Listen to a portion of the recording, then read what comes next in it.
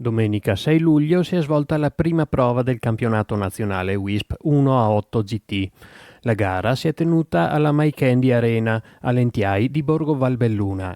Allora, intanto buongiorno a tutti. In categoria della GT è una categoria sempre che fa parte delle nostre gare annuali. In questo caso abbiamo l'italiano WISP.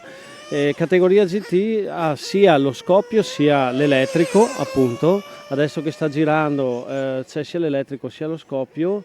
Categoria GT in pratica è una categoria sempre 1.8 in scala 1.8. Trazione sempre Cardano, ci sono sia il Cardano, poi ci sarebbero 4 categorie nella stessa competizione GT: brushless, Cardano, cinghia e ci sarebbe anche un'altra che oggi però appunto non abbiamo in pista.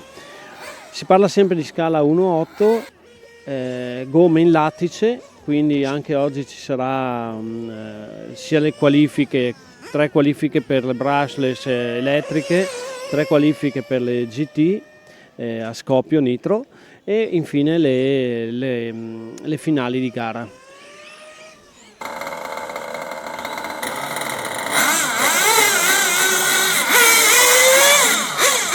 Sì, anche oggi in calendario c'era appunto questa gara importante. Ci spiace un po' che un po' per il tempo, perché l'hanno messo molto incerto. È importante che appunto la nostra pista ospiti le varie categorie 1.8 e 1.10 come abbiamo fatto nell'arco dell'anno, e anche l'italiano era stato messo in programma proprio questo 2025 per ospitarlo e avere la possibilità sia loro che a noi di farci conoscere e di portare sempre il modellismo da competizione sulla nostra pista.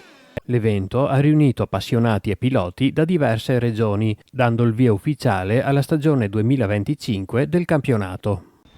Allora, buongiorno a tutti, io sono Giovanni Marcon, responsabile nazionale per il settore modellismo dinamico della WISP, Ente Promozione Sportiva, dove al suo interno abbiamo anche questa disciplina amata da piccini e da adulti, che li vede impegnati in gare competitive su piste di varie dimensioni. In questo caso siamo per il campionato, prima prova del campionato nazionale 1.8 GT, automodelli in scala 1.8, motorizzati elettrico e a scoppio con dei motori da 3,5 cc e diciamo spinti da un carburante composto da nitro, olio e alcol metilico.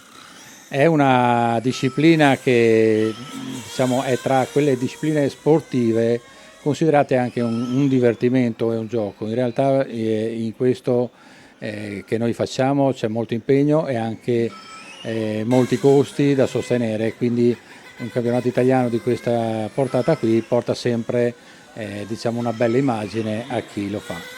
Il modellismo dinamico è diciamo lo sport inclusivo per eccellenza. Noi al nostro diciamo attivo abbiamo parecchi tesserati che diciamo praticano in ugual misura di chi è normodotato, pur avendo delle disabilità o delle fragilità di ogni tipo. Anzi, spesso e volentieri abbiamo trovato che il processo che si genera sotto il box, quindi la collaborazione, l'amicizia e la compagnia, è diciamo fattore e attore di quello che può essere il movimento inclusivo per tenere assieme anche ragazzi che normalmente non potrebbero praticare altro.